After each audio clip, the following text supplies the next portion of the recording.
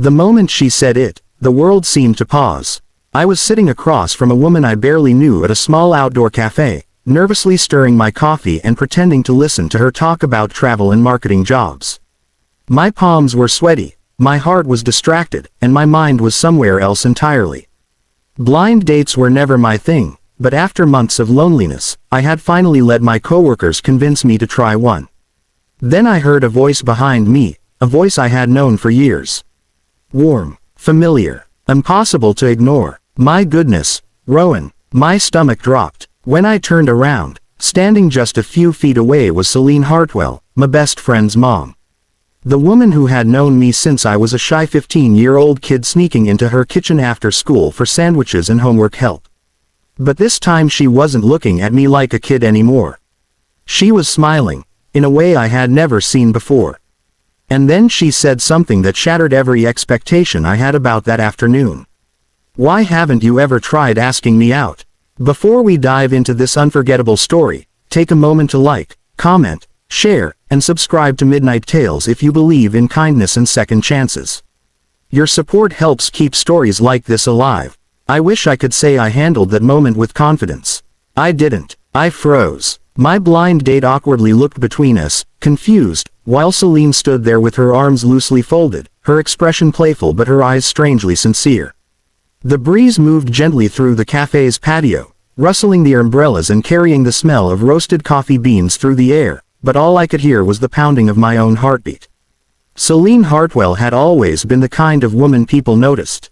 Not just because she was beautiful, though she certainly was, but because she carried herself with an effortless warmth that made everyone around her feel comfortable. She had raised my best friend, Marcus, mostly on her own after his father passed away when we were teenagers. Through those years she had been the strong one, the one who kept the house filled with laughter even when life was cruel. To me, she had always been untouchable, a part of my life that existed just outside the lines. Back when Marcus and I were kids, his house had practically been my second home. My own parents worked long hours, and Celine never once made me feel like an outsider. She would bring us lemonade while we studied, listen patiently when we complained about school, and remind us that life was bigger than whatever teenage disaster we thought was the end of the world. But somewhere over the years, things had shifted. Marcus moved away for work. Life became busy, and the visits stopped. Yet the memories stayed. I remembered the way Celine used to hum softly while cooking dinner. I remembered how she laughed with her whole heart, tilting her head back like the moment itself was a gift. And if I was honest with myself, there had been a moment, years ago, when I realized she wasn't just Marcus's mom anymore. She was a woman, a remarkable one, but that realization had scared me enough to bury it. Until now. My blind date excused herself politely after a few awkward minutes, clearly sensing something strange between us.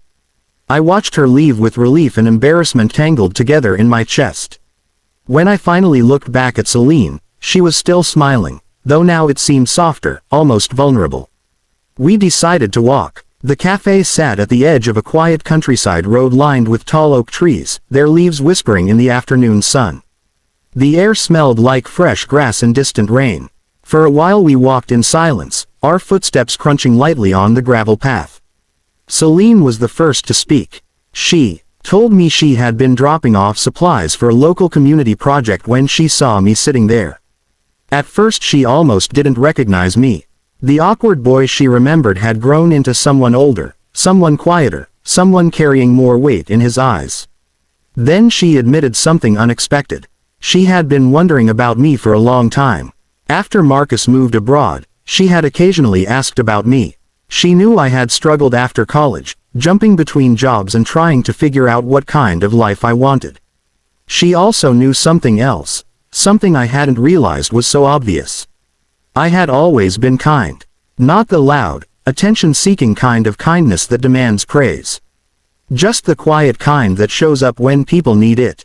And that, she said, mattered more than most people realize. As the sun drifted lower in the sky, the golden light painted everything around us in warm colors. For the first time that day, the nervousness inside me began to fade.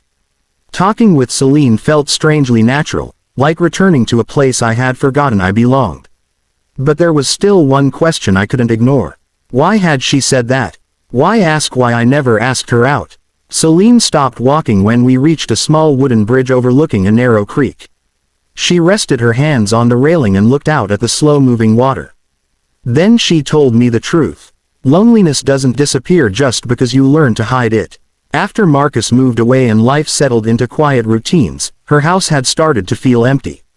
Friends visited occasionally, neighbors waved hello, but the deep connections that once filled her days had slowly faded. And somewhere along the way, she realized she missed something else. Being seen, not as someone's mother, not as the strong one everyone relied on, just as a woman who still had a heart capable of loving and being loved. She had watched me grow up. She knew my flaws, my awkwardness, my stubborn habit of caring too much about other people.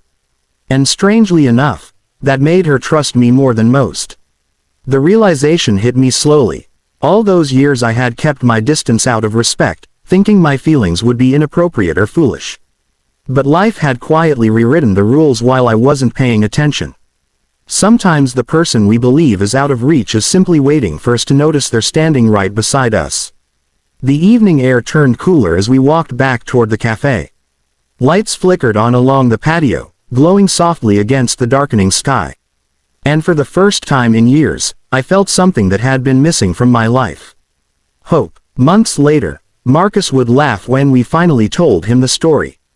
Not the angry laugh I had feared, but the kind that comes from genuine happiness. He said if anyone deserved a second chance at love, it was his mom.